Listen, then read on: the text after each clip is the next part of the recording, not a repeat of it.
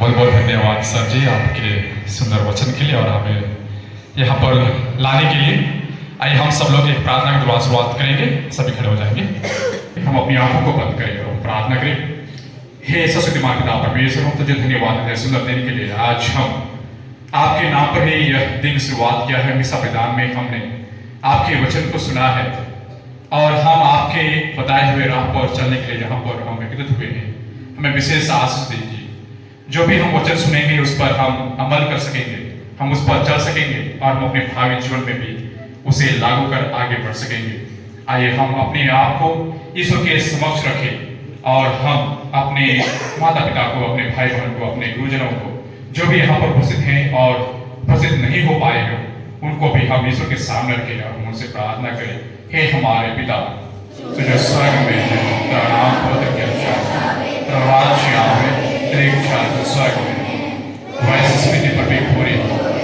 हमारा प्रतिदिन का आहार आज हमें दे और हमारे अपराध में क्षमा कर, जैसे हम भी अपने पापों को क्षमा करते हैं और हमें परीक्षा में न डाल, से बचा।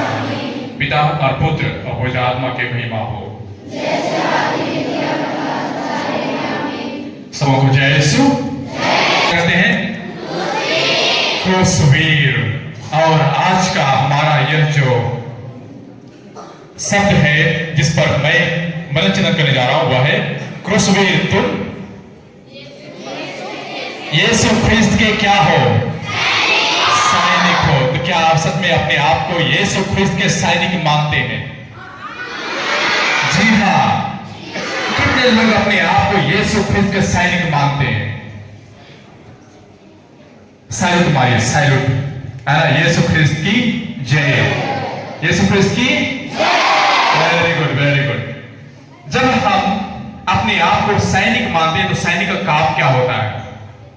सैनिक का कार्य क्या होता है? रक्षा करना, लड़ना, दूसरों को सहायता करना, मदद करना और जो लोग चैन के नींद सोते हैं उन्हें रखवाली देना, ये ना काम है।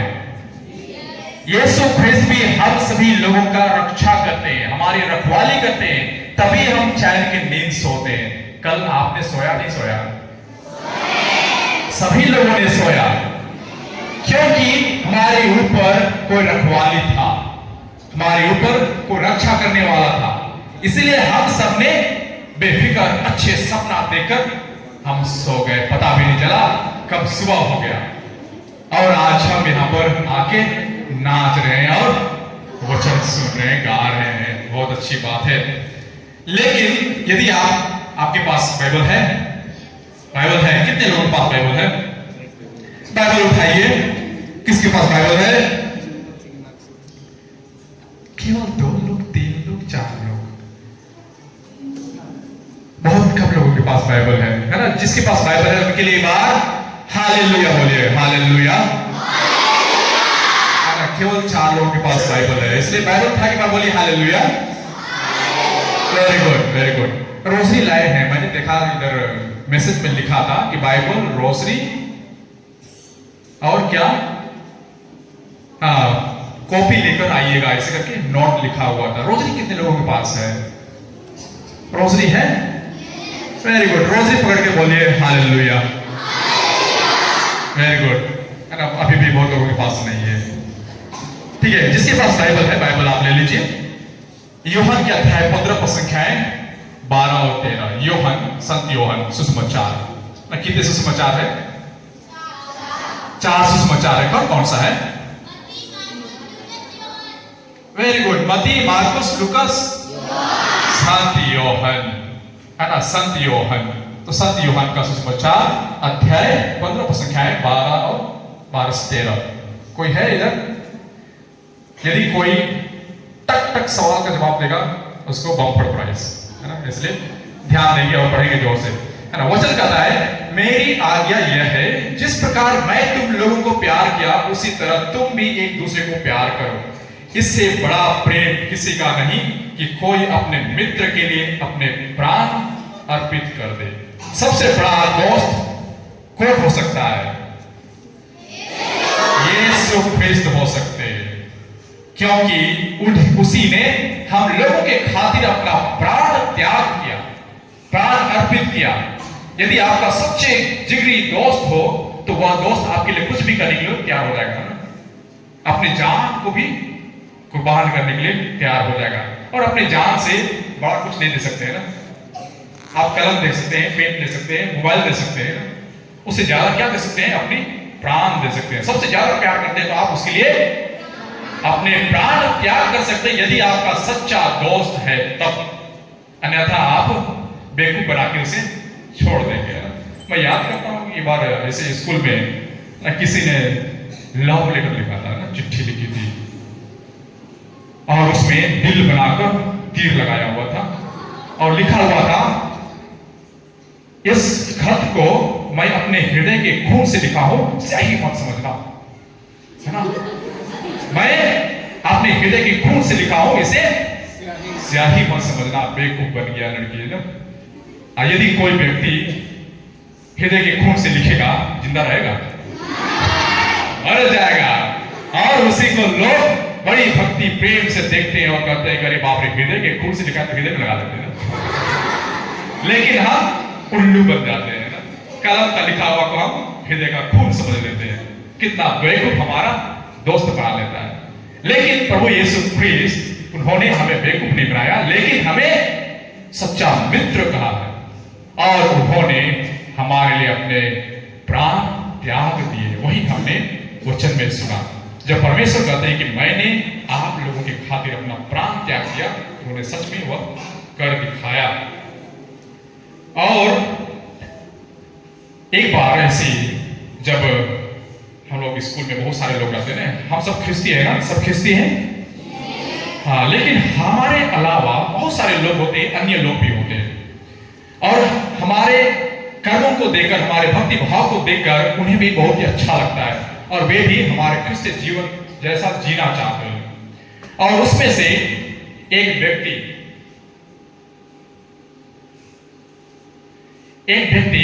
ईसाई बनना चाहता था, प्रभु यीशु ख्रीस्त को अपनाना चाहता था और उसने कहा कि मेरे दोस्त, मैं भी आपके जैसा ख्रिस्ती बनना चाहता हूं, आपके जैसा ख्रिस्ती ईसाई बनना चाहता हूं।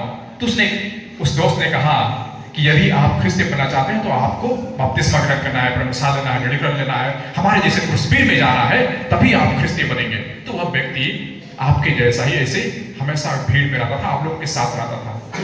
और जब वह व्यक्ति ख्रिस्ती बनने का ठान लिया, तब उन्होंने किसके पास गया?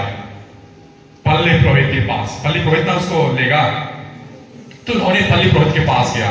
जब वह व्यक्ति पल्ली पुरोहित के पास गया, तब तक वह बड़ा हो गया था। बचपन से आप समझिए 10वां लिख गया और 10वां के बाद वह 12वीं 13वीं कर रहा था। अब वह बड़ा हो चुका था। तो जब वह व्यक्ति पल्ली पुरोहित के पास गया, तो पल्ली पुरोहित ने कहा कि आप ईसाई क्यों बनना चाहते हैं, है ना, ईसाई बनना क्यों चाहते हैं, क्या आपने बाइबल पढ़ा है? तुमने कहा कि मैं तो सबके साथ रहता हूं, आपके जितने भी ख्रिस्ती बच्चे हैं उनके साथ ही मैंने पला बढ़ा और मैंने बाइबल पढ़ा है। बहुत अच्छा ना, बाइबल पढ़ा है। तब पुरोहित ने एक सवाल किया। वह सवाल यह था, यदि आप उस समय जब यीशु ख्रीस्त को क्रूस पर मारा गया, उसको क्रूस पर टांगा गया, उस समय बहुत सारे लोग थे, यदि आप भी उस भीड़ पर रहते तो आप यीशु ख्रीस्त के लिए क्या करते? यदि आप जिस समय प्रभु यीशु ख्रीस्त को लोग मारे और क्रूस पर टांग दिए, उस समय उस भीड़ में आप भी रहते तो यीशु ख्रीस्त के लिए आप क्या करते? तो क्या जवाब उन्होंने दिया? आपका जवाब क्या होगा? आपका उत्तर क्या होगा? यदि आप उस यीशु ख्रीस्त के समय आप भी वहां उस भीड़ पर रहते तो आप क्या करते? पेतरुस ने क्या किया था, जब उनके साथ कुछ लोग, है ना, सैनिक लोग आए थे, तो उन्होंने क्या किया, एक तलवार लिया और एक नौकर के कान में मारा। तो उसने कहा कि यदि मैं भी रहता ना तो मैं 8-10 व्यक्ति बुलाता और एक एक करके सबको खत्म कर देता, कत्ल कर देता। तब पुरोहित ने कहा कि आप वापस जाओ और एक बार बाइबल पढ़ना और फिर वापस आना। उसने सोचा था बपतिस्मा हो जाएगी, लेकिन बपतिस्मा नहीं हुआ, उसको वापस भेज दिया। तो वह व्यक्ति सच में और शुरू से अंत तक बाइबल पढ़ने लगा। पढ़ के फिर वापस आया और कहा कि फादर जी, मैंने बाइबल पूरी पढ़ ली, अभी हमारी बपतिस्मा हो जाएगी। उसने कहा कि ठीक है, और एक बार मैं सवाल पूछ ही लेता हूं। उसने कहा कि यदि आप उस घड़ी यीशु ख्रिस्त के समय जब क्रूस पर लटका गया, मारा गया, तब उसमें आप रहते तो आप क्या करते? उसने फिर सोचा, अरे यही सवाल फिर। तो उसने फिर सोचकर कहा कि यदि मैं वहां पर रहता तो मैं यीशु ख्रिस्त को वहां से भगा लेता, चुपचाप से उसे लेके भाग जाता। तो फिर उसने कहा कि और एक बार वापस जाओ और बाइबल पढ़ के आना। बेचारा फिर वापस गया, फिर वह बाइबल पढ़ने लगा। बाइबल पढ़ते पढ़ते फिर एक बार खत्म किया, फिर वापस आया, कहा कि फादर अभी बपतिस्मा हो जाएगी। उसने कहा कि और एक बार सवाल मैं पूछ लेता हूं। फिर उसने वही सवाल किया, वही सवाल। अभी तक आप लोगों को कुछ जवाब मिला? नहीं मिला, आपको भी नहीं मिला। बेचारा वो भी पढ़ रहा है बाइबल, उनको भी जवाब नहीं मिल रहा है। आप इतने लोग हैं, कम से कम एक सवाल का जवाब तो होना चाहिए, है ना? कुछ जवाब आपको मिल रहा है। क्या हो सकता है? क्यों उसको पुरोहित बार बार वापस भेज रहे, बाइबल पढ़ के आना? क्या कहना चाह रहे थे? उसने बाइबल पढ़कर आई और उसने कहा कि यदि मैं उस समय जब यीशु ख्रिस्त को मारे, उसको दर्पाया गया, क्रूस पर लटकाया गया, यदि मैं वहां पर होता तो मैं भी कहता कि मुझे भी यीशु ख्रिस्त के साथ वहीं पर, मुझे भी क्रूस पर लटका दिया जाए। Hallelujah, hallelujah. जब हम कहते हैं अपने आप को क्रूसवीर, इसका अर्थ यह होता है कि हम अपने क्रूस को अपने ऊपर उठाकर उनके पीछे चलना, वही परमेश्वर चाहता है। ऐसे नहीं कि हम रक्षा करने का मतलब हम दूसरों का कत्ल करें, हम दूसरों को सर्वनाश करें, वह प्रभु यीशु ख्रिस्त का कहना नहीं है। लेकिन वे कहते हैं कि अपना क्रूस अपने ऊपर ले लो और हमारे पीछे चलो। सुने हैं, परमेश्वर हमेशा कहते हैं अपने क्रूस अपने ऊपर ले लो और हमारे पीछे चलो। और इसलिए जब हम लोग कहते हैं अपने आप को क्रूसवीर, तो क्रूस का अर्थ हमें समझने की आवश्यकता है। क्रूस का अर्थ ही होता है कि हम सब लोग अपने सभी दुख, कष्ट, समस्या, जो भी मृत्यु दंड है, उन सभी चीजों को अपने साथ अपने ऊपर लेकर चलना। छोटा सा और एक उदाहरण देना चाहूंगा। आप जहां कहीं भी क्रूस देखेंगे ना, क्रूस आपके पास रोजरी है ना? रोजरी है, एक रोजरी ले लीजिए। रोजरी, इधर रोजरी है ना। एक रोजरी में क्या है? इधर एक क्रूस लगा है। इस क्रूस पर क्या है? क्रूस पर क्या है? सबको दिख रहा है? जिसके पास क्रूस है आप चेक कर लीजिए, आपके क्रूस में यीशु है या नहीं है? यीशु है? हाँ है, वेरी गुड। इस क्रूस में यीशु है, और जहां यीशु है वहां क्या है? क्रूस है। जहां पर यीशु है वहां क्रूस है, और जहां क्रूस है वहां यीशु है। जहां क्रूस है वहां यीशु है। जहां यीशु है वहां क्रूस है। और हम कौन है? हम कौन है? हम सब क्रूसवीर हैं। जहां यीशु है वहां क्रूस है, जहां क्रूस है वहां यीशु है, और हम सब क्रूसवीर। हालेलुया। कितना सुंदर वचन है हमारे लिए। जहां पर क्रूस होता है वहां यीशु होते हैं, जहां यीशु होते हैं वहां क्रूस होता है। इसलिए हम कभी भी अपने जीवन से बिना क्रूस का अपना यात्रा पूरा नहीं कर सकते। हमारे लिए अपनी यात्रा को पूरा करने के लिए क्रूस चाहिए, और जहां क्रूस है वहां यीशु होते हैं। और इसलिए हम लोगों को पूरा यात्रा करने के लिए क्रूस को ढोकर चलने का मतलब यह है कि हम अपने जो भी दुख तकलीफ है सबको ढोकर यीशु ख्रिस्त के साथ यात्रा को पूरा करना, यही इसका अर्थ होता है। इसलिए हम सब क्रूस और यीशु को साथ में लेकर चलते हैं, तभी हम अपनी यात्रा को पूरा कर पाएंगे। लेकिन कई बार होती है कि यदि हम क्रूस उठाकर चलते हैं तो हमें कई बार बेइज्जत भी होना पड़ता है ना, कई बार हमें बेइज्जत भी होना पड़ता है। लेकिन आप पढ़ेंगे संत पौलुस के पत्र, कुरिन्थियों के नाम संत पौलुस का दूसरा पत्र अध्याय 11 संख्या 18 से 21 में बाइबल है किसी के पास? किसके पास है? पढ़ सकते हैं? कुरिन्थियों के नाम संत पौलुस का पत्र अध्याय 11 संख्याएं 18 से लेकर, किसके पास है? वचन कहता है कि जब बहुत से लोग उन बातों की डिग मारते हैं जो संसार की दृष्टि में महत्व रखती है, तो मैं भी वही करूंगा। समझदार होने के नाते आप लोग नासमझ लोगों का व्यवहार खुशी पूर्वक सह लेते हैं।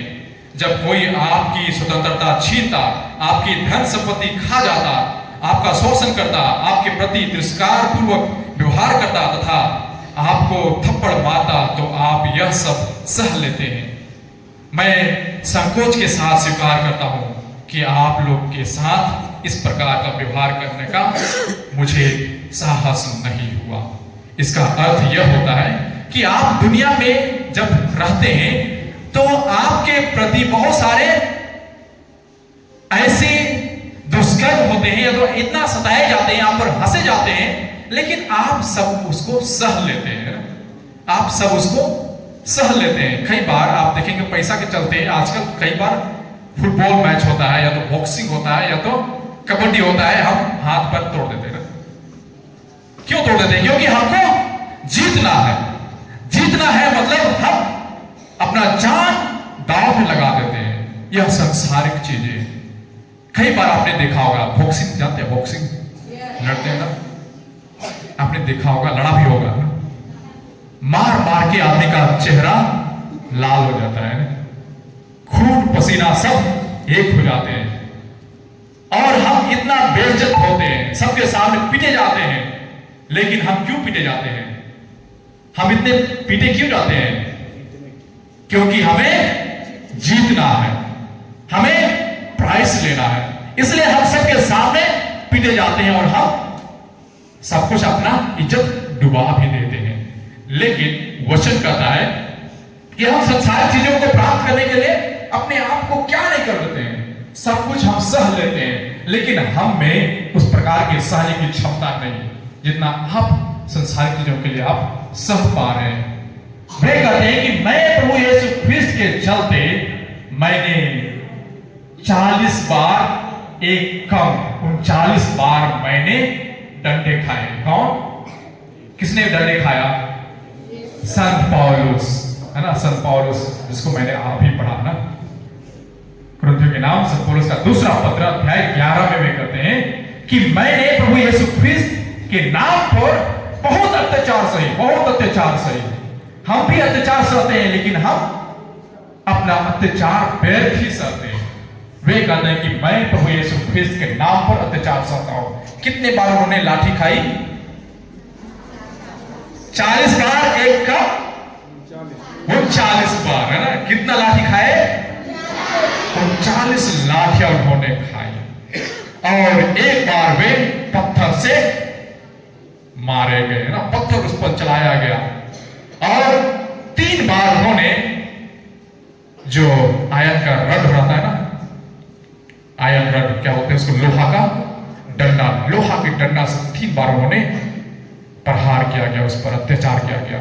लेकिन ये सब उन्होंने प्रभु यीशु ख्रिस्त का नाम पर उन्होंने यह सब वह सह पाया। और वे बार बार कहते हैं कि मैं ये सब इसलिए सह सकता था क्योंकि मैं अपने दुख में गर्व करता हूं। आप सब गर्व करते हैं, उस प्राइस को लेने के लिए आप पिटे जाते हैं, आप दुख सहते हैं, लेकिन हमारा दुख सहने का गर्व और कुछ है, वह है प्रभु यीशु ख्रिस्त के नाम पर मैं गर्व करता हूं। वे कहते हैं यदि किसी बात पर गर्व करना है तो मैं अपनी दुर्बलताओं पर गर्व करूंगा। ईश्वर हमारे प्रभु ईसा मसीह का पिता युगानुयुग धन्य है। वह जानता है कि मैं झूठ नहीं बोल रहा हूं। है ना, हम सब यीशु ख्रिस्त के अनुयायी हैं, मतलब उसके नाम पर ही हमें सब दुख कष्ट सहना है, झेलना है। एक बहुत ही सुंदर कहावत है, तो शायरी है, इस प्रकार है, मुझे एक ऐसा दोस्त चाहिए जो हमें अपना मान सके। हमें एक ऐसा दोस्त चाहिए जो हमें अपना मान सके, हमारे हर दुख तकलीफ को पहचान सके। हो सकता है कि मैं चल रहे हो तेज बारिश पर, हो सकता है कि मैं चल रहे हो तेज बारिश पर, लेकिन उस बारिश में से भी हमारा आंसू पहचान सके, वही सच्चा दोस्त का पहचान होती है। तो कई बार हम अपने दुख और तकलीफ में डूबे रहते हैं ना। कोई दोस्त है जो आप पानी के बीच में आप है ना खड़े हैं, भीग रहे हैं और उसके बीच में आंसू छू रही है, कोई पहचानेगा आपको? आपके आंसू को पहचान पाएगा? नहीं पहचान पाएगा। यदि आपका सच्चा दोस्त होगा तो वह पहचान लेगा कि आप रो रहे हैं, बेचारा वो ठिठुर रहा है, आपको पहचान लेगा। वही है, प्रभु यीशु ख्रिस्त हमें जानते हैं कि हमारा तकलीफ क्या है। भले हम भीड़ में हो, भले हम तेज बारिश पर हो, लेकिन उस तेज बारिश में भी यदि हमारी आंखों से आंसू बह रही है, हमारे दुख है, लेकिन उस दुख को समझने वाला केवल प्रभु यीशु ख्रिस्त है। केवल प्रभु यीशु ख्रिस्त है, वही हमें जानते हैं कि हमारी तकलीफ क्या है।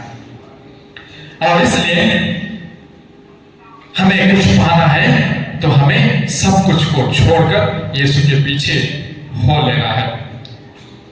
और जब हम वीर कहते हैं, मैंने क्रूस के बारे में समझाया, क्रूस का अर्थ होता है कि अपने दुख तकलीफ संकट सबको अपने ऊपर उठा लेना।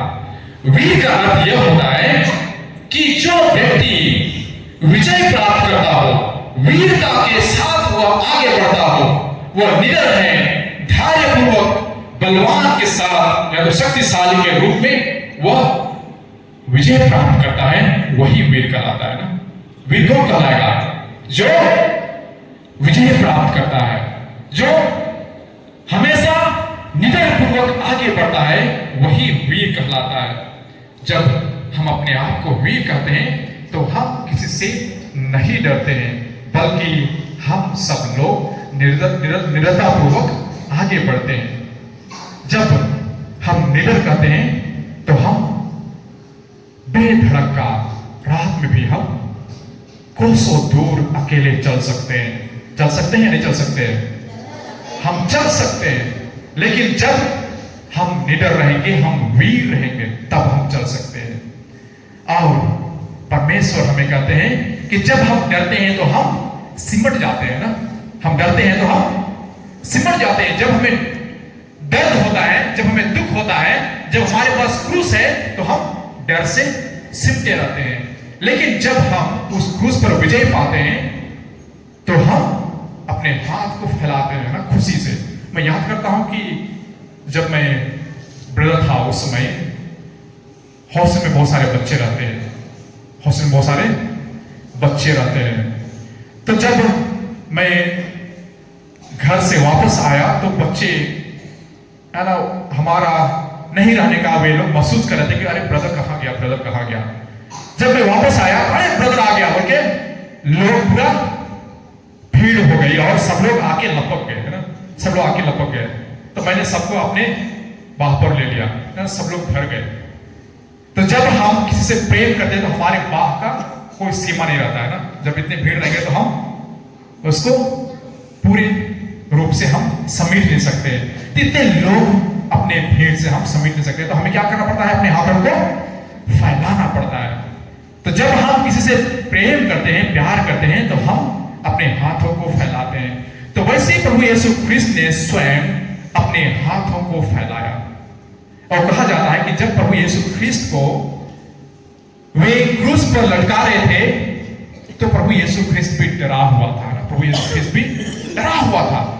वे भी थोड़े से सहमे हुए थे, उनके हाथ पैर फैल नहीं रहा था, उसका हाथ पैर नहीं फैल रहा था। आप क्रूस देखें ना, क्रूस देखें, क्रूस बनाकर उस क्रूस के दाहिने और बाएं ओर कील ठोकने के लिए जगह बनाया गया था।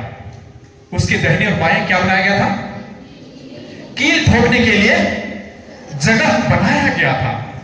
और जब प्रभु यीशु ख्रिस्त को क्रूस पर ठोक रहे थे तो उन्होंने जबरदस्ती उसे क्रूस पर लिटाया, है ना, उसके ऊपर उसको लिटाया। और लिटाने के बाद उसके हाथों को वे जबरदस्ती खींच रहे थे, जबरदस्ती खींच रहे थे। और उसका हाथ उस क्रूस के जो छेद है वहां पर उसका हाथ नहीं पहुंच रहा था, है ना, उसका हाथ नहीं पहुंच रहा था। आपको उदाहरण के साथ बताऊंगा। आइए, आपका नाम क्या है? ये आयुष तिर्की है ना, इसको भी क्रूस पर लटकाएंगे, है ना। ये यीशु ख्रिस्त है ना, ये ऐसा डरा हुआ है, इसका हाथ घाव के चलते फैल नहीं रहा है ना, नहीं फैल रहा है, अभी नहीं फैला, नहीं है, नहीं फैल रहा है। तब लोग, सिपाही लोग क्या करते हैं? इसको खींच रहे हैं, जब उससे खींच रहा है, इधर से खींच रहा है, इधर से खींच रहा है, लेकिन फैल नहीं रहा है, उसका हाथ फैल ही नहीं रहा है, क्योंकि दर्द भी है और यीशु ख्रिस्त ज्यादा फैला नहीं सकते। तो जो सिपाही लोग थे, लोग बहुत क्रूर थे ना, बहुत क्रूर थे। वे मार भी रहे थे और बोल रहे थे चलो खींचो, रस्सी पकड़ा, तो खींच रहा है, लेकिन उसका हाथ फिर भी नहीं फैल रहा था। तो एक सिपाही ने कहा कि हमारे पास एक आइडिया है, हमारे पास एक आइडिया है, हम इसका हाथ को लंबा कर सकते हैं, मतलब उस छेद तक। इधर क्रूस इतना लंबा है ना कि यहाँ पर छेद है, इसका हाथ यहाँ पहुंचना है। अब उस छेद पर पहुंचाने के लिए बहुत कोशिश की, खींचे, रस्सी से खींचे, लेकिन नहीं हो सका, किसी ने नहीं सका। तो एक सिपाही ने कहा हमारे पास एक आइडिया है। क्या आइडिया है? तो उसने कहा, यीशु ख्रिस्त के पास चुपचाप से जाकर कहा कि प्रभु यीशु ख्रिस्त से पूछा कि आप सच में ईश्वर के पुत्र नाजरी हैं? यीशु ने कहा हाँ। यदि आप अपने लोगों को प्यार करते हैं तो हमें बताइए, आप अपने लोगों को कितना प्यार करते हैं? आप अपने लोगों को कितना प्यार करते हैं? तो यीशु ख्रिस्त ने इतना बोल के हाथ फैलाया और टक टक मार ठोक दिया।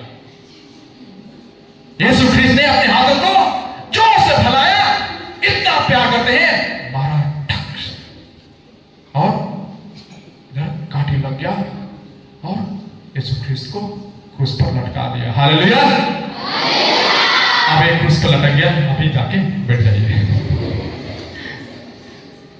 जब हमें पता है कि यीशु ख्रिस्त हमें इतना प्यार किया, इतना प्यार किया कि उन्होंने अपने जान को क्रूस पर लटका दिया। उन्होंने कभी अपने आप को इतना दर्द का महसूस नहीं किया, क्योंकि वे हमें प्यार करते थे। मैंने कहा कि जब उसको रस्सी से पकड़कर खींच रहे थे दोनों ओर, लेकिन वे लोग उसको क्रूस पर लटका नहीं सके। लेकिन जब प्रभु यीशु ख्रिस्त स्वयं लोगों को बताया कि मैं लोगों से इतना प्यार करता हूं, और वे हाथ फैलाए और क्रूस पर वे लटक गए।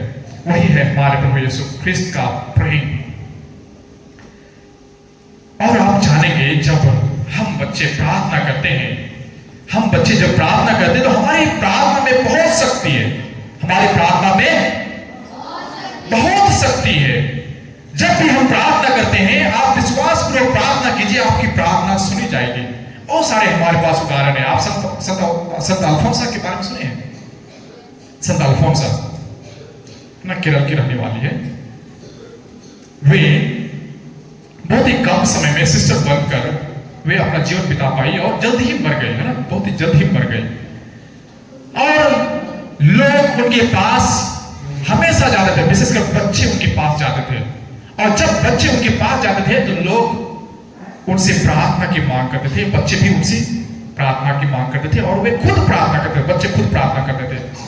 और प्रार्थना बच्चों के द्वारा बार बार प्रार्थना करने से उनका जो दर्द है, दुख है, वह कम हो जाती थी, है ना। जो संत अल्फोंसा अपने बेड में पूरे घाव था उनके शरीर में ना, संत अल्फोंसा के शरीर में पूरा घाव था और बेड पर पड़ी हुई थी, बीमार थी, और उसका दर्द बच्चों के प्रार्थना के चलते वह कम होते थे। और कहा जाता है कि वे जब मर भी गए तो वे बच्चे उनके पास जाकर प्रार्थना करते थे, उनके कब्र में जाकर प्रार्थना करते थे। और जिसके चलते वह जो संत बनी है वह बच्चों का प्रार्थना है। किसकी प्रार्थना है? बच्चों की प्रार्थना है। बच्चों की प्रार्थना के चलते वह जो सिस्टर है वह संत बन गई। हालेलुया। हाथ उठाइए, बोले हालेलुया। Very good. जब हम बच्चों में इतना शक्ति है तो हम इस शक्ति को जरूर प्रयोग करें, हम इस शक्ति को जरूर पहचाने, तभी हम अपने शक्ति की काबिलियत या उसका हम अच्छा प्रयोग कर सकते हैं। क्योंकि हमारी प्रार्थना में बहुत सारे लोगों को बदलाव लाया है, और इसलिए जब हम लोगों की चंगाई के लिए या तो लोगों को उद्धार के लिए अपने माता पिता के लिए प्रार्थना करते हैं तो वह हकीकत में बदल जाता है। लेकिन कई बार हमारी प्रार्थनाओं का उत्तर नहीं मिलता है। कई सारे लोग बोलते हैं कि जब हम प्रार्थना करते हैं हमारी प्रार्थना नहीं सुनी जाती है। होती है ना ये सब? आपको कभी ऐसा महसूस हुआ है कि जब हमने प्रार्थना की लेकिन हमारी प्रार्थना का उत्तर नहीं मिला? ऐसा कभी हुआ है? हुआ है या नहीं हुआ है? नहीं हुआ है। ठीक है, 2 जन आइए, 3 जन आइए, हम आपको बताते हैं क्यों उत्तर नहीं मिलता है। आइए जल्दी जल्दी से आइए, 3 जन, इधर से 1 जन दे दो, एक आइए, जल्दी से आइए। कई बार हमारी प्रार्थना का उत्तर क्यों नहीं मिलता है मैं बताता हूं। हमारे जीवन में हम प्रार्थना करते हैं ना, प्रार्थना करते हैं।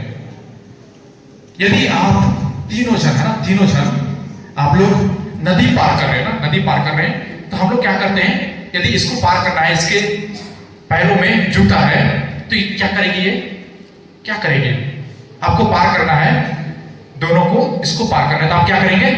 उसको अपने कंधे पर ले लेंगे ना, कंधे पर चले जाइए, इसको उठाओ, कंधे पर उठाओ, ऐसे करके, हाँ उठाओ, ऐसे बैग टांगते हैं आप, नहीं ये न टंगाइए। हाँ, अभी आप नदी पार करें ना, किसे पार करेंगे? नदी कैसे पार करेंगे? हाँ उठाइए, हाँ हल्का सा, नहीं अपना पैर मोड़ लीजिए, पैर ऐसे मोड़ लीजिए, उठाने की जरूरत नहीं, आप बस हाँ उसे थोड़ा सा उठा के रखो। ठीक है, अभी इसको नदी पार करना है ना, नदी पार करना है, तो इसको हम उठा के ले जा रहे हैं, और ये प्रार्थना करिए ना, ये दूत लोग हैं और इसको टांग कर नदी पार किया जा रहा है ना, इसको नदी पार किया जा रहा है, और ये प्रार्थना करिए, प्रभु हमें इस नदी से बहने से हमें रोके, है ना, नदी में पानी बहने से, या तो हमें बहने से रोके। ये प्रार्थना कर रही है और दूत इनको टांग कर ले जा रहा है ना, और पैर को पूरा ऐसे फोल्ड करके रखी है और प्रार्थना करते जा रही है ना, पूरा रास्ता नदी पार करने तक प्रार्थना करते जा रही है कि प्रभु हमें डूबने से बचाइए, नदी में बहने से बचाइए, और ऐसे टांग के 2 दूत इसको ले जा रहे हैं, और ये पार नहीं होने सक रही है ना, पार नहीं होने सक रही है, क्योंकि लंबा नदी है, पार नहीं होने सक रही है। और प्रार्थना करिए, प्रभु यदि मैं पैर नीचे रखूंगी तो मैं डूब जाऊंगी, है ना, यदि मैं पैर नीचे रखूंगी तो क्या होगा? डूब जाऊंगी। यही सोच के अपने पैर को वे फोल्ड करके रखिए, जैसे दिखाइए एक बार, कैसे फोल्ड करके रखिए। हाँ, उठाना नहीं है, बस आप टंगाइए ना, इनको टंगना नहीं है, आप टंगाइए है, ठीक है। देखिए ऐसे टंगा के वे नदी पार करिए और प्रार्थना करिए ना, बीच में और प्रार्थना करिए कि प्रभु हमें बचाइए, और प्रभु इनकी प्रार्थना को सुनते हैं ना, प्रभु इनकी प्रार्थना को सुनते हैं, लेकिन इन्हें महसूस नहीं होता है कि प्रार्थना इनकी सुनी गई है, और वे लगातार प्रार्थना कर रही है, और यह सोचती है कि प्रभु ने हमारी कोई प्रार्थना नहीं सुनी, प्रभु ने हमारी कोई प्रार्थना नहीं सुनी। वह रात भर नदी में टंगाए रही, हाथ पैर पूरा दर्द कर रहा है ना, ये पूरा दर्द कर रहा है, और रो रही है कि हमें कोई बचाने नहीं आया, कोई बचाने नहीं आया, कहां है ईश्वर, कहां है ईश्वर। जब दिन हो गया तब दिख रहा है नीचे में बालू यहीं पर है ना, बालू इधर ही है, हाँ जमीन इधर ही है, और टकाया हुआ रो रही है। तब उन्होंने अपने पैर को नीचे रखी और बाप रे हमने सांस लिए। रात भर हम कुहर रहे थे, रात भर हम रो रहे थे कि हमें कोई नहीं बचा रहा है, हमें ईश्वर नहीं बचा रहा है, कहां है, कौन है। लेकिन हम खुद अपने बाह में पूरी शक्ति लगाकर बचने के प्रयत्न कर रहे हैं, लेकिन वे हमारा सब व्यर्थ ही रहा। हम ईश्वर पर भरोसा कर नहीं चलते हैं। यदि हमारी भरोसा रहता तो हम अपने पैर को नीचे रखकर नदी आराम से पार कर सकते थे, घर में जाकर सो भी सकते थे। लेकिन हमने नहीं सोया, रात भर कुहरते रहा। यही है हमारी वजह कि हम बेवजह अपने जीवन में दुख और कष्ट सहते हैं। वह कष्ट हमारे लिए व्यर्थ चला जाता है, बढ़ जाइए, हमारे लिए व्यर्थ चला जाता है। इसलिए यदि आपको ऐसे महसूस होता है कि यदि हमारी प्रार्थना नहीं सुनी जा रही है, इसका अर्थ यह है कि हम उस काम को अपने से कर सकते हैं, हम अपने से कर सकते हैं। जब हम उस कार्य को, उस काम को हम नहीं कर सकते हैं, तब हमें परमेश्वर बचाने आते हैं। जिस काम को हम खुद से नहीं कर सकते हैं, उस कार्य को कौन करता है? परमेश्वर करता है। कौन करता है? परमेश्वर करता है। जिस कार्य को मनुष्य नहीं कर सकता है, उस कार्य को कौन करता है? परमेश्वर करता है। और जब परमेश्वर नहीं करता है, उस कार्य को कौन कर सकता है? जिस कार्य को परमेश्वर नहीं कर रहा है, उस कार्य को हम कर सकते हैं। इसलिए परमेश्वर नहीं करता है। इसलिए परमेश्वर नहीं करता क्योंकि हम खुद कर सकते हैं, तो परमेश्वर क्यों करेगा? है ना? जब हम खुद अपने कार्यों को कर सकते हैं, तो परमेश्वर वहां पर क्यों आएगा? हमारे कार्यों को, छोटे छोटे कामों को करने के लिए परमेश्वर आएगा? नहीं। परमेश्वर तब आएंगे जब हम नहीं कर सकते हैं, तभी परमेश्वर हमें मदद करते हैं। जिस कार्य को हम कर सकते हैं, वहां परमेश्वर हमें मदद नहीं करते हैं, लेकिन परमेश्वर कहते हैं आप खुद कीजिए, तभी हम आगे बढ़ पाएंगे। अन्यथा हम ऐसे रोते रहेंगे और हम कहेंगे हमें कोई मदद नहीं कर रहा है, हम खुद कर सकते हैं। परमेश्वर हमें तभी मदद करेंगे जब हमें आवश्यकता पड़ती है।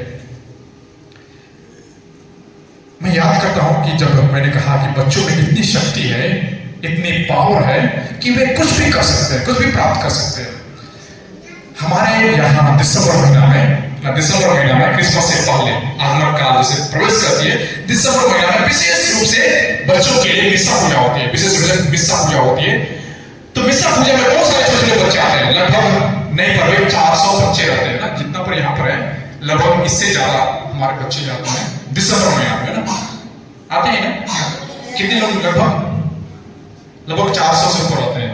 छोटे छोटे बच्चे आते हैं, बहुत छोटे छोटे बच्चे भी आते हैं। 400 से ऊपर, ठंडा के समय में है ना, 400 से ऊपर बच्चे आते हैं ठंडा के समय में। मैं याद करता हूँ कि एक छोटा सा बच्चा था, उन्होंने अपने पिता से जिद कर दिया कि मैं भी गिरजा जाऊंगा। ठंडा में बच्चों को कभी कभी माता पिता नहीं भेजते ना, ठंडा में भेजते नहीं है, क्योंकि कौन पहुंचाने जाएगा रोज दिन, है ना। ठंडा में हाथ पैर सब सिकुड़ जाते हैं। इसलिए माँ बाप खुद चाहते हैं कि हम ना भेजे बच्चों को। यदि हम लेके भी जाते हैं तो हमें भी जाना पड़ेगा, इसलिए हम जाना नहीं चाहते हैं। लेकिन वह बच्चा इतना जिद्दी था कि उसने कहा कि नहीं, हम जयबे करो, हम जयबे करो, मतलब जयबे करो। अब उनके पिताजी भी बेहोश हो गया कि हमें भी इस बच्चा को लेकर गिरजा जाना है। और वह बच्चा अपने पिता के साथ रोज दिन सुबह में आया करता था। और वह पूरा जितना हमारा दिसंबर महीना 23 तारीख तक जो मिस्सा होता है, 23 तारीख तक उन्होंने पूरा आया और 24 को उन्होंने प्राइज लिया। छोटा सा बच्चा, उन्होंने प्राइज लेकर वापस किया। तो ऐसे जब हमारे जीवन में देखते हैं कि जो बच्चा छोटा भी हो, लेकिन वह जब जिद करता है तो हम जिद्दी से उसे प्राप्त कर लेते हैं ना, हम जिद्दी से उसे प्राप्त कर लेते हैं। ऐसे कई सारे उदाहरण है। मैं याद करता हूं कि हमारे यहाँ बड़ा सा क्रूस है सिंदरी पहाड़ में ना, हाँ बड़ा सा पहाड़ है। जब क्रूस तोड़ा गया था, कहा जाता है कि जब क्रूस तोड़ा गया था तो बहुत बड़ा रैली निकाला गया, बहुत बड़ा रैली निकाला गया। जितना भी भटिया लोग हैं, सब लोग रैली निकाले। उसमें सबसे ज्यादा बच्चे ही उसमें भाग लिए, सबसे ज्यादा बच्चे भाग लिए। और बच्चों में इतना ज्यादा उत्सुकता थी, इतने ज्यादा जोश था कि लोग देखकर, है ना, चकाचौंध हो गए कि बच्चों में इतना उत्साह और इतने जोर कहां से आए, इतना जोश और इतना जोर कहां से आए। तो यही है हमारे बच्चों में शक्ति कि जिसे हम चाहते हैं, जब चाहते हैं तो हम उसे प्राप्त कर लेते हैं। आप में से कितने लोग हैं सच में अपने जिद्दी से उसे प्राप्त कर लिया है? कितने लोग हैं अपने जिद्दी से आपने कुछ प्राप्त किए? कभी नहीं, ऐसा नहीं हुआ है। हाथ उठाइए। कितने लोग हैं अपने जीवन में अपनी मम्मी पापा से, दीदी से, भैया से, भाभी से, जो भी है आपने अपने जीवन में प्राप्त किया, जिद्दी से आपने प्राप्त किया है। बहुत सारे लोग हैं, अक्सर हमारे ना, हम हमेशा रोते हैं, देने के माए, गिरने के माए, हमेशा रोते रहते हैं। जब तक नहीं मिलता है तब तक हम रोते रहते हैं। कभी कभी हम हाथ नीचे, कभी कभी हम क्या करते हैं, हम जमीन पर भी लेटे लगते हैं कि देने के माए, है ना। जब तक नहीं मिलता तब तक हम ऐसे रेंगते रहते हैं कि हमें चाहिए तो चाहिए ही, नहीं देंगे तो हम स्कूल ही नहीं जाएंगे। हम कितने रट लगाते हैं ना, रट लगाते हैं नहीं, हम बहुत रट लगाते हैं। और जब माँ बाप उब जाते हैं, माँ बाप समझ जाते हैं कि यह बच्चा अब नहीं मानने वाला है, तो क्या करते हैं, हाँ, दिला देते हैं, दे दीजिए, दे दीजिए, और आप खुशी खुशी वहां से चले जाते हैं। तो यही है, जब हम कुछ भी चीजों को अपने जीवन में चाहिए रहता है तो हम रट लगाकर हम प्राप्त कर लेते हैं। तो वैसे ही हमारे जीवन में परमेश्वर को जब चाहिए रहता है, ईश्वर के साथ हमें जीना रहता है, तो हमें रट लगाकर उसी बच्चा के समान हमें जाने की आवश्यकता है। आप में से कितने लोग हैं जो अपने से इस क्रूसबीर में आए हैं, अपने से कि नहीं अभी चांस मिला है, हम भी जाएंगे क्रूसबीर में, है ना, हम भी जाएंगे बोल के कितने लोग आए अपने से? सब लोग अपने से आए हैं। हालेलुया बोलिए, हाथ उठाएं, हालेलुया। Very good. जब हम चाहते हैं कि हम क्रूसबीर में भाग लें, मतलब हम लोगों को अपने आप को कुर्बान करना, अपने आप को पूर्ण रूप से समर्पित करना, तभी हम सब यीशु के अनुयायी बन सकते हैं, अन्यथा हम यीशु के अनुयायी नहीं बन सकते। इसलिए वचन कहता है, जिसके पास बाइबल है आप ले लीजिए, ना बातें नहीं करेंगे। लूक के अध्याय 18 पर संख्या है 16 और 17 में, है ना, लूक के अध्याय 16 और 17 में। किंतु ईसा ने बच्चों को अपने पास बुलाया और कहा, बच्चों को मेरे पास आने दो, उन्हें मत रोको, क्योंकि ईश्वर का राज्य उन जैसे लोगों का है। मैं तुमसे यह कहता हूं, जो छोटे बालक की तरह ईश्वर का राज्य ग्रहण नहीं करता, वह उसमें प्रवेश नहीं करेगा। देखिए, परमेश्वर लोगों को, या तो आप बच्चों को बहुत प्यार करता है ना, आप बच्चों को बहुत ज्यादा प्यार करता है। वे कहते हैं कि जब तक हम सब जो बड़े लोग हैं, ये सभी बड़े लोग जब तक आप जैसे नहीं बन जाएंगे, तब तक वे स्वर्ग राज्य में प्रवेश नहीं करेंगे। यदि हम सब बड़े लोग जब तक आप जैसे, मतलब आप अच्छे बच्चे हैं तब ना, जब तक आप अच्छे बच्चे नहीं हैं तो आप कैसे स्वर्ग राज्य में प्रवेश करेंगे? आप नहीं प्रवेश कर सकते हैं। इसलिए आपको अच्छे बच्चे और सच्चे बच्चे बनना है। परमेश्वर कहते हैं कि सच्चे बच्चे जब तक नहीं बनेंगे तब तक आप ईश्वर के राज्य में नहीं प्रवेश कर सकते हैं। और ग्रंथों के नाम संत पौलुस का पत्र में ही, थिस्सलुनीक के नाम संत पौलुस का पत्र, है ना, अंत है, ज्यादा नहीं है ना, खत्म करने वाला हूं। भाइयों, आप लोग भलाई करते करते हिम्मत ना हारे, है ना। वचन कहता है कि भाइयों, आप लोग भलाई करते करते हिम्मत ना हारे, भलाई करते करते, भलाई करते करते, हाँ, हम सबों को कभी भलाई करते करते हिम्मत नहीं हारना है। जो भी हो, जब हम भलाई करते हैं, अपने माँ बाप का सेवा करते हैं, मदद करते हैं, अपने छोटी बहनों को, छोटे भाइयों को मदद करते हैं, तो हमें हमेशा करना है। जो भी कि वे हमसे नाराज हो या तो हमसे खुश ना हो, लेकिन हमें भलाई ही करना है। और मत्ती के अध्याय 5 पर संख्या 43 में परमेश्वर कहते हैं कि अपने शत्रुओं से प्रेम करो। हम किससे प्रेम करते हैं अधिकतर? किससे प्रेम करते हैं? जो हमसे प्रेम करता है। अधिकतर हम उनसे प्यार करते हैं जो हमसे प्रेम करता है ना। हम चॉकलेट लेके जाते हैं, टिफिन लेके जाते हैं, खाना लेके जाते हैं, हम किससे बांट बांट के खाते हैं? हाँ, अपने दोस्त से हम बांट बांट कर खाते हैं। जो हमारा अपना दोस्त है उसी से हम बांट कर खाते हैं, और जो हमें देता है हम उसी को देते हैं। है ना। जो नहीं देता है उसको कहेंगे कल नहीं दे रहा हूं। जो नहीं देता है हम कहते हैं कल नहीं दे रहा हूं, मत दिए, आज मत दिए। जो दूसरा व्यक्ति देना चाहता है उसको भी कहते हैं अरे मत दे रहे उठा रहे। हम बदला लेते हैं कि जो दिया उसी को दो, जो नहीं दिया उसको मत दो।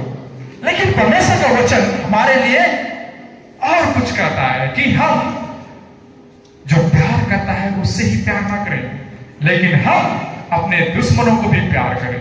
जो हमसे बैर करता है उससे भी हम प्यार करें, और जो हम पर अत्याचार करता है उसके लिए हम प्रार्थना करें।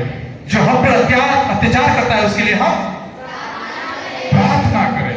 और इसलिए कहा जाता है कि यीशु में ही मरना और यीशु में ही जीना, यीशु में ही मरना और यीशु में ही जीना है।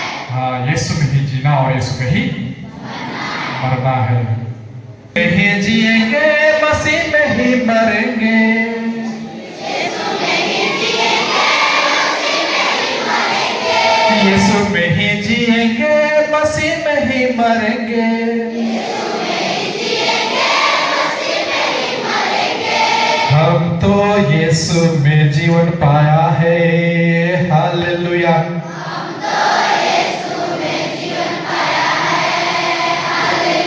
हम तो मसीह में उधर पाया है, हम तो मसीह में उधर पाया है। एक साथ, यीशु में ही जिएंगे मसीह में ही मरेंगे, यीशु में ही जिएंगे मसीह में ही मरेंगे। हम तो यीशु में जीवन पाया है, हम तो मसीह में उधर पाया है। यीशु मेरा जीवन है, मसीह मेरा सत्य मार्ग है, यीशु मेरा जीवन है, मसीह मेरा सत्य मार्ग है, यीशु मेरा जीवन है, मसीह मेरा मार्ग सत्य है, यीशु मेरा जीवन है, मसीह मेरा सत्य है। हम तो यीशु में जीवन पाया है, हम तो यीशु में, हालेलुया। हम तो मसीह में उधर पाया है, हम तो यीशु में जीवन पाया है, हालेलुया। हम तो मसीह में उधर पाया है। मांगोगे तो मिलेगा, ढूंढोगे तो पाओगे, मांगोगे तो मिलेगा, ढूंढोगे तो पाओगे, मांगोगे तो मिलेगा, ढूंढोगे तो पाओगे। हम तो यीशु में जीवन पाए हैं, हालेलुया। हम तो मसीह में उधर पाए हैं, हम तो यीशु में जीवन पाए हैं, हालेलुया। हम तो मसीह में उधर पाए हैं। यीशु में ही मरेंगे, मसीह में ही मरेंगे, यीशु में ही जिएंगे, मसीह में ही मरेंगे, यीशु में ही जिएंगे, मसीह में ही मरेंगे। हमको यीशु में जीवन मिला है, हालेलुया। हमको यीशु में जीवन मिला है, हालेलुया। हमको मसीह में उधर मिला है, हमको मसीह में उधर मिला है। जोर तालियां बजाइए।